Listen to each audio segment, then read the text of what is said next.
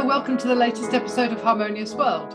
My name is Hilary Robertson, and for this episode I am joined by French pianist Nicolas Horvath. Nicolas was introduced to me by American composer William Sussman. Nicolas is an incredible pianist, and his album Quiet Rhythms Book 1 features Bill Sussman's compositions performed absolutely brilliantly by Nicolas. I'm very much looking forward to this conversation, and I hope you enjoy listening.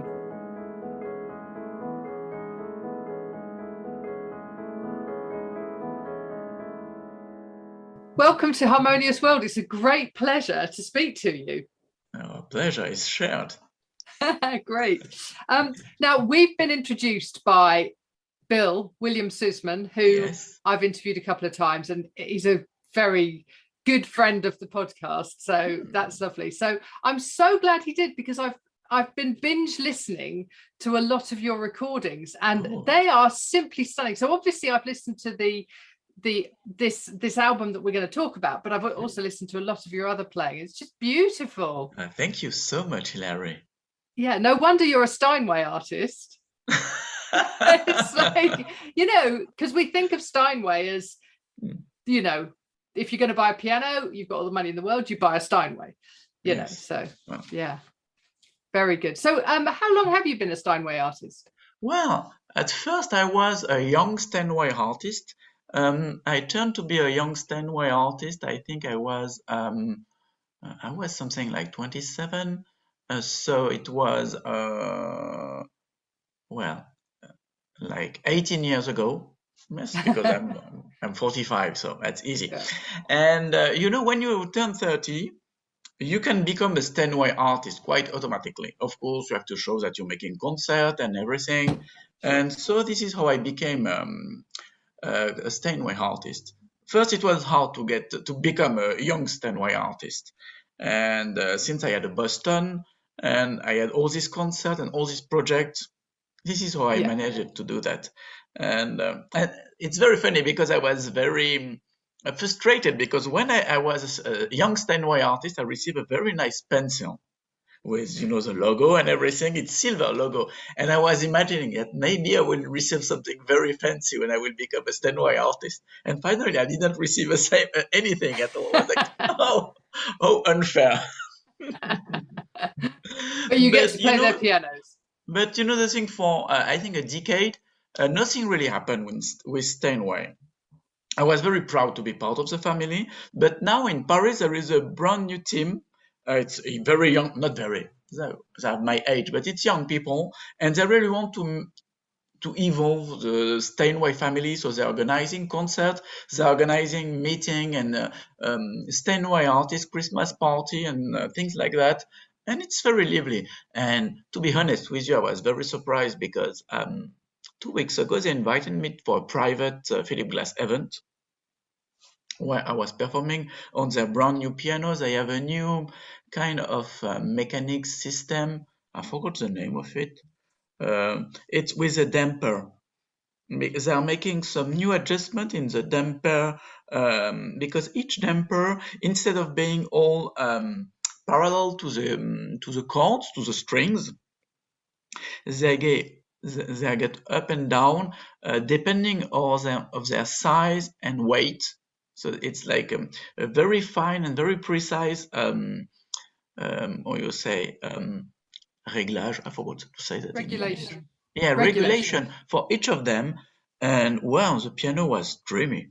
I mean, because normally I don't like to play much on modern Steinway. This is why when I make the recording studio, I bought an old Steinway that was in another recording studio where I was making my recordings. It's from 1925.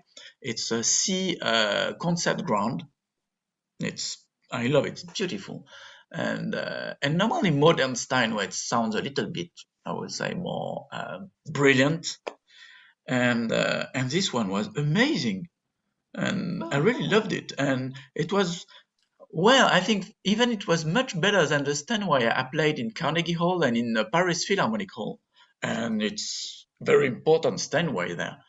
And I was really not thinking to buy a new one because it's a huge finance. And now with a crisis, it's you don't know how many concerts you can have in the future. So make this kind of expense, it's a bit, well, it's not the moment, right?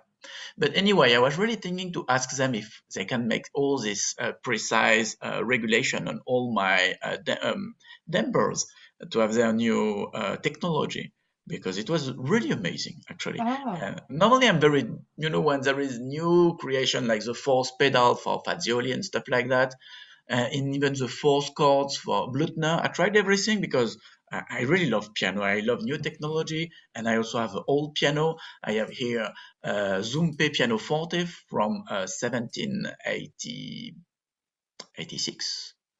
It was from the Orléans family. They gave it to me actually, and I also have an Erard piano with parallel strings from 1905, a concert grand Erard, and this is on this one that I record Eric Satie Volume 4. And every time I'm playing on different piano, I try to see the new technology. And normally I don't create something very special, but this really works. And I don't say that because I am a Steinway artist. It's simply because it works, and yeah, simply that. very good. Um, Explain to me how you came to be playing the William Susman collection, the Quiet Rhythms Book 1. Um, I know Bill's music for more than a decade, actually. I was, I think, the first French to play this kind of music, minimal music. Minimal music is not really the word, actually. It's more like, I prefer to call that like avant-garde, or some say post-minimal, some maximalist, but for me it's much more avant-garde in the way that it's no more contemporary music, it's no more a serialism, it's something that is just right after, and it's taking part of different, of I would say global music into new, a fusion of new style. And Bill Music, William Sussman, is really into that. And we met a long time ago. I think it was in 2012, when I was asking many composers to compose homage to Philip Glass piano music. I think I was playing his music in some of my concerts. It was because in 2008 until 2014, I was curated a concert in south of France. The name of the concert were Night of Minimal Piano Music. Not minimal music. I mean, for me, it's different. I didn't want to close only in a style.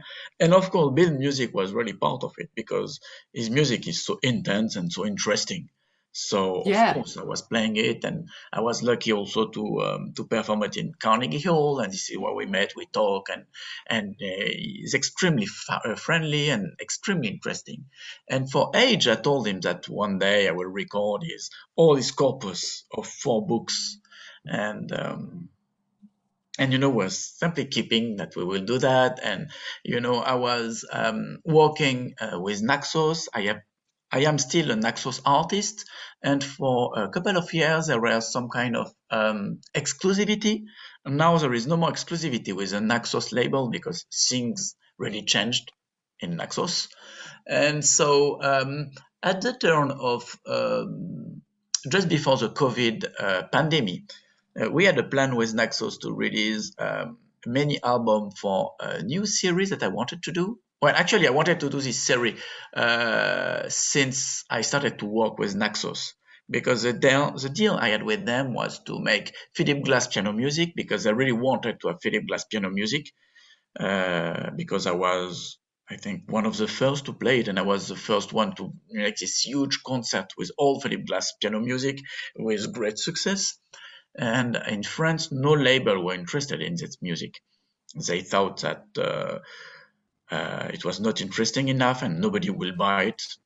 So yes, well, it's French. Well, And yeah. of course, when you have little French label telling you that no, it will never work, and on the other hand, you have Naxos saying they will do everything to release it and it will work.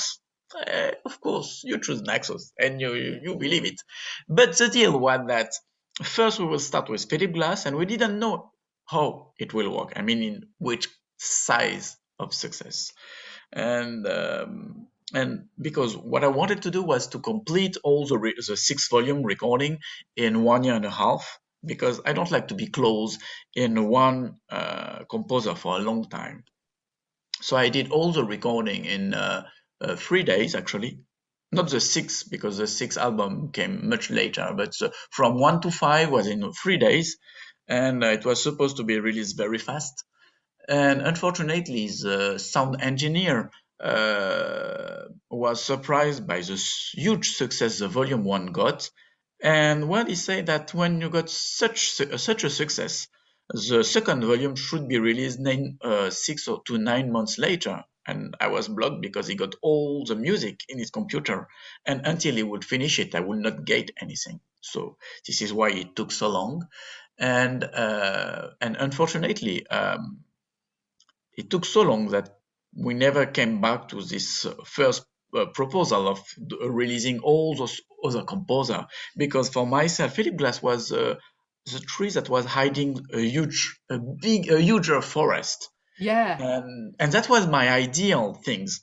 And to show to the world this fantastic music that now I'm able to release with Nicolas Horvath Discovery Series. So when just before the COVID happened, with Naxos, we got this idea to make a digital series. And so we start to think about there were 2 big composers that I wanted to start with. Was of course William Sussman music with the 4 books of Quiet Rhythm, and also the music of Jean Catois, who is the first minimalistic composer from the 70s, and that nobody knows actually, because in France we are not supposed to compose this kind of music. So I did that, and I did a recording on another recording studio. It wasn't mine, but it was with the same Steinway actually. And I didn't like the recording actually, but well, I did it. I record all the Sussman 4 books and the Jean Catois music. And unfortunately, Naxos didn't like it. I mean, because it's not that they didn't like it. They changed their digital marketing team, and they were much more into making, short music for algorithm, for Spotify algorithm. And, they were really focusing on that.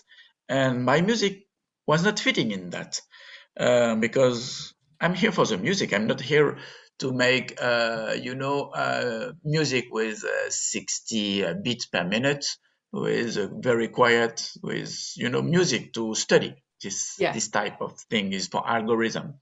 I mean, Spotify streaming algorithm. Yeah. And this is how all my recordings get just lost. I mean, not lost, but it didn't quite happen.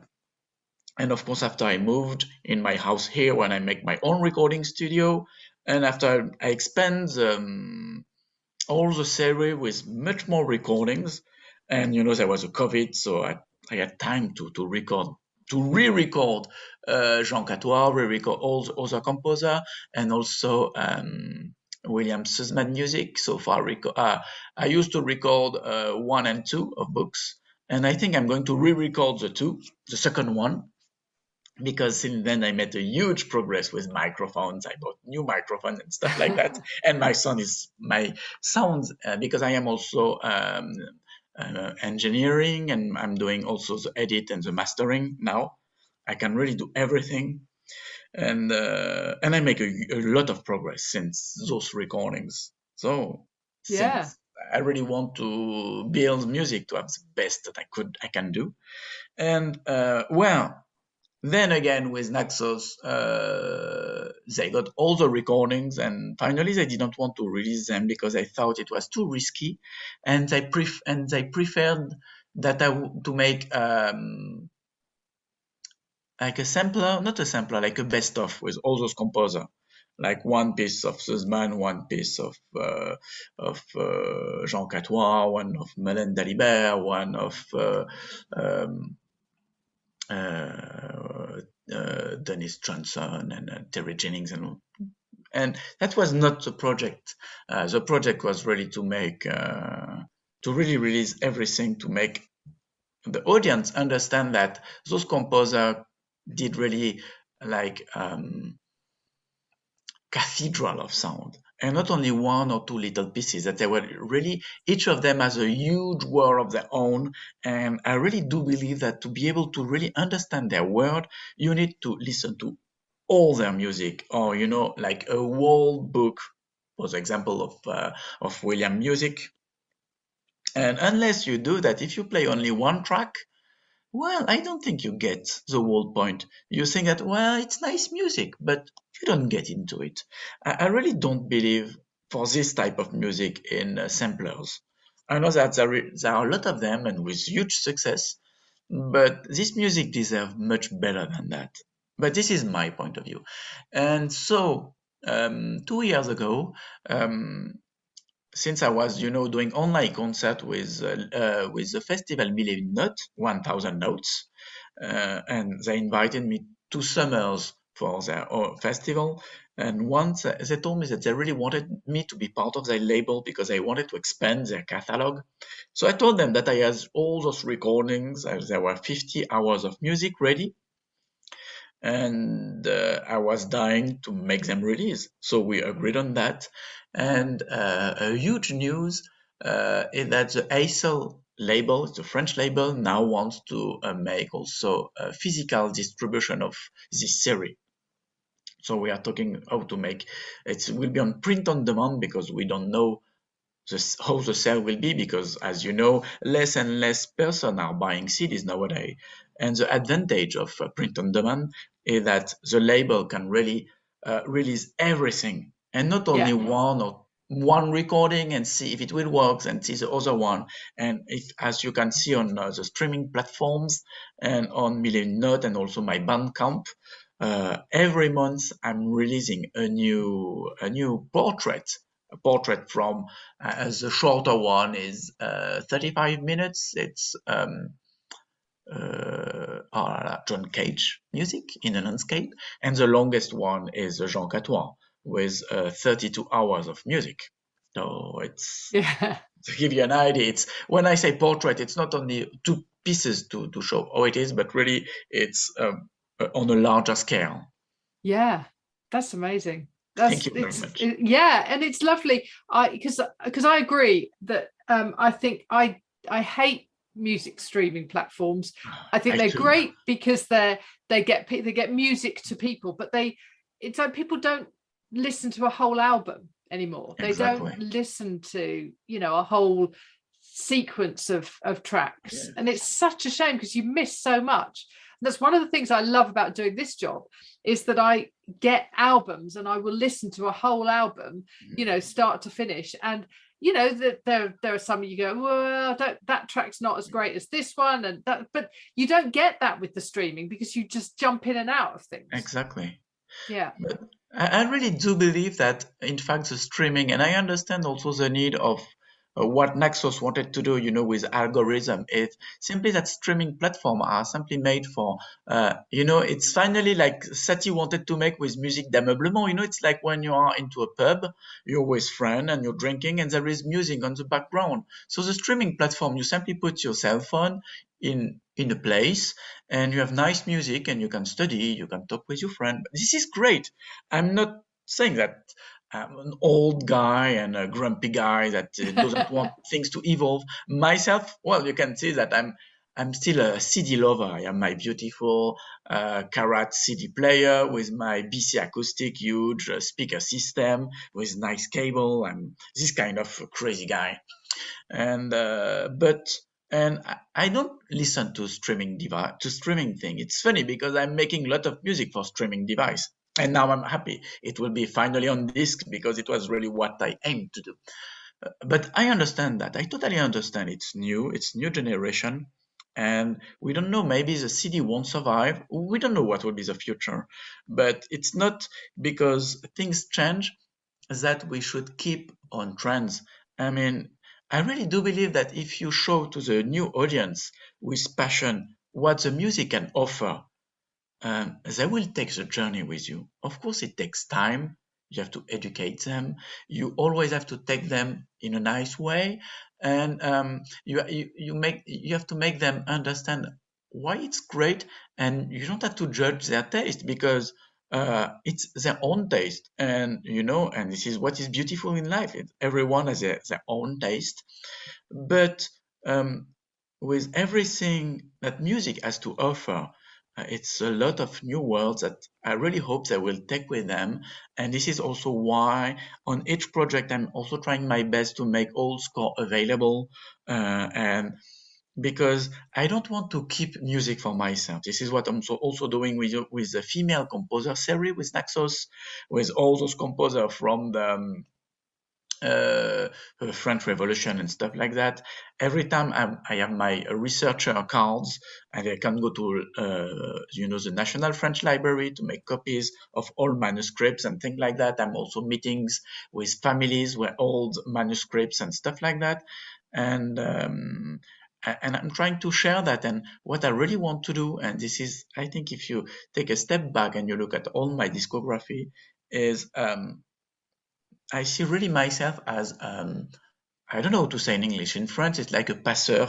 It's a man, a person into transitionary.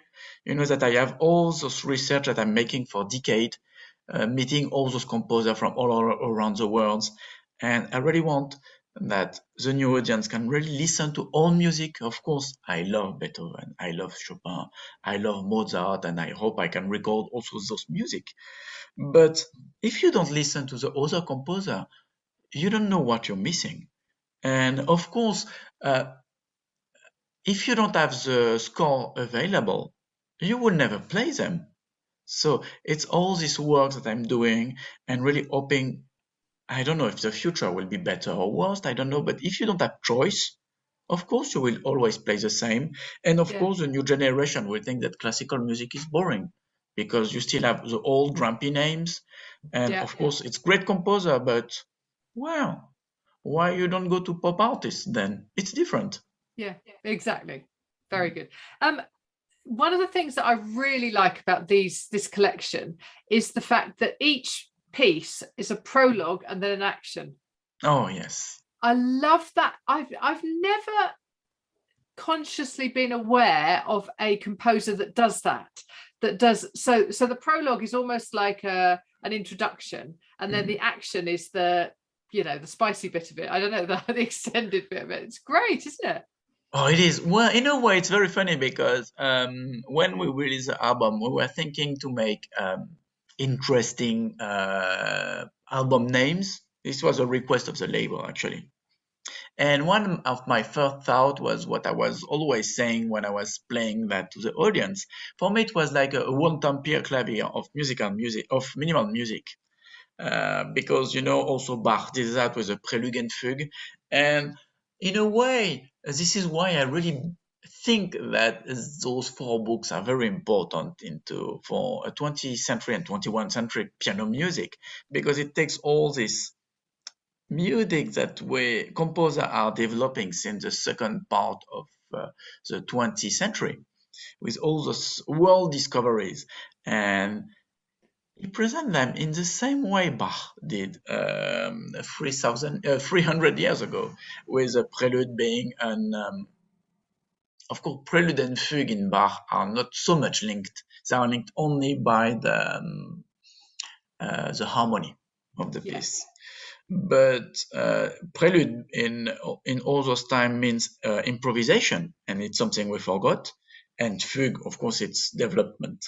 And in a way, you have that also in quiet rhythm. I mean, you have the introduction, who takes the sense of the action, and in the prologue, it will take the harmonic development that he will do in the action, and in making it's not really improvisation, but he plays with the sounds.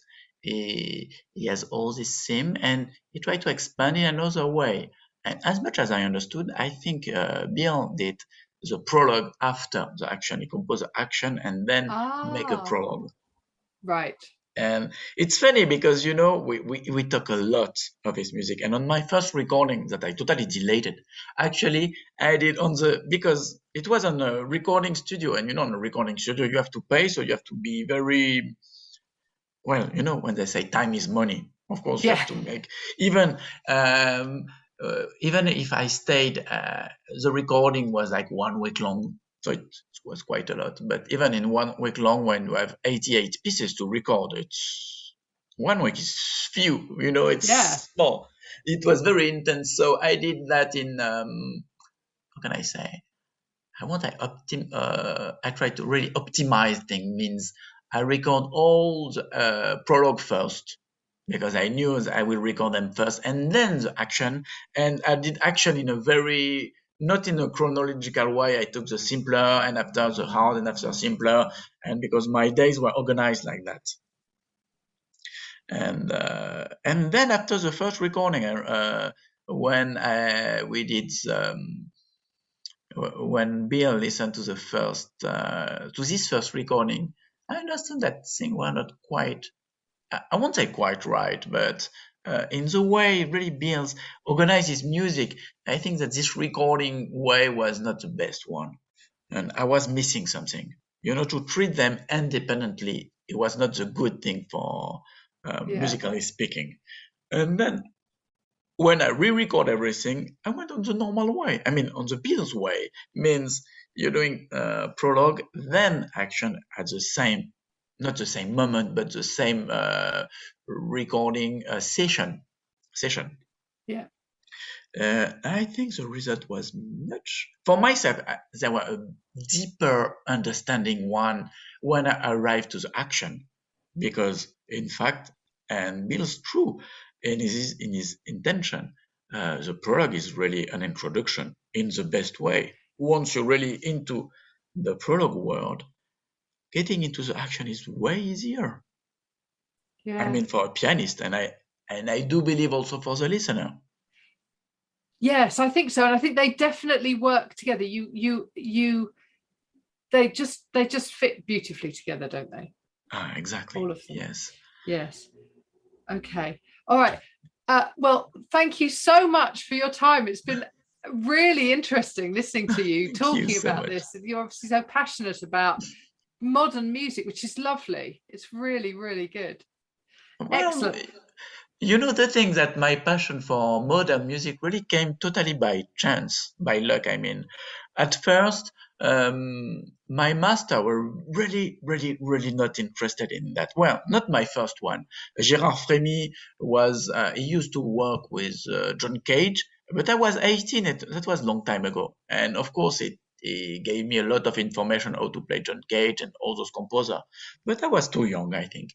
And after playing, you know, working with Bruno Leonardo Gelbert and Philippe Entremont and Eric Heitzig, they were they were really not interested in that. They wanted to play only romantic period music, and I was very good in that because I love, like I told you, Liszt and Chopin and Beethoven, and this is the core of my training as a pianist. And also I did a lot of composition in electroacoustics. I went in conservatories, and totally by luck I discovered that there were a lot of composers, that composition was still going on. And you know, the more I was digging into that, and the more I discovered a lot of interesting works. And at the turn of 2008, when I started to won international competition, I was traveling a lot because, you know, international competitions are away from Yeah. France. And also there were all those masterclass everywhere. And on the opposite of my friends, I were doing parties because, you know, when you're winning competition, of course you want to celebrate and things like that. Myself, I've always wanted to meet with with a local composer, and thanks to that I was able to discover new music. Every time I was on a new country, I was able to discover things that was not accessible in French and nobody played them. So I had like tons of scores and tons of PDF waiting for to be I used to perform them a lot with my 9th of minimal pianos, and I really hope that in the future I will be able to make this concert back again. And now that is really the purpose of this series, is to present this to the world, and so that the new audience really sees that the avant-garde composer, they are very numerous with a lot of interesting words, and they're really waiting for the audience to discover it and for the new pianist to play them. Yeah, brilliant. Well, thank you so much. I really appreciate your time. It was great Pleasure is really talking to you. mine. Brilliant. Okay, thank you very much. And I look forward to hopefully being able to come and hear you play in person sometime. Oh, yeah, I'm really looking forward to it too.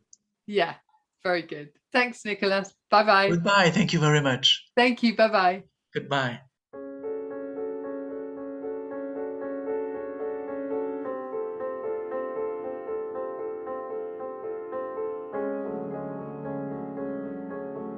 That was a fascinating insight into Nicolas Horvath's piano playing, his style, his working with William Sussman, the composer of Quiet Rhythms.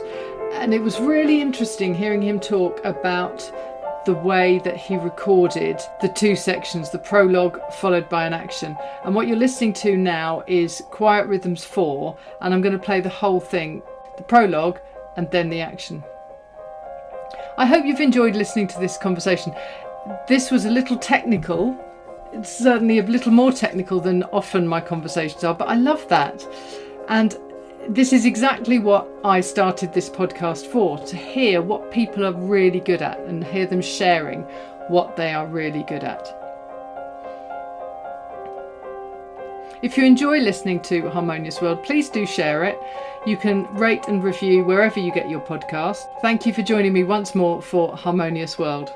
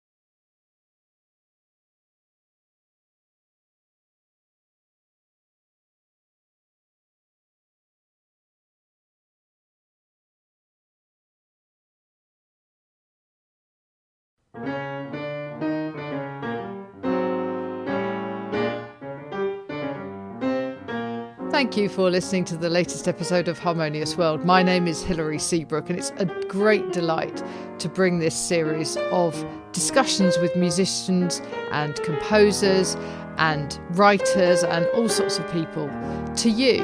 Obviously, there's no point in having a podcast if people aren't listening, and I'm very grateful to my listeners for doing so.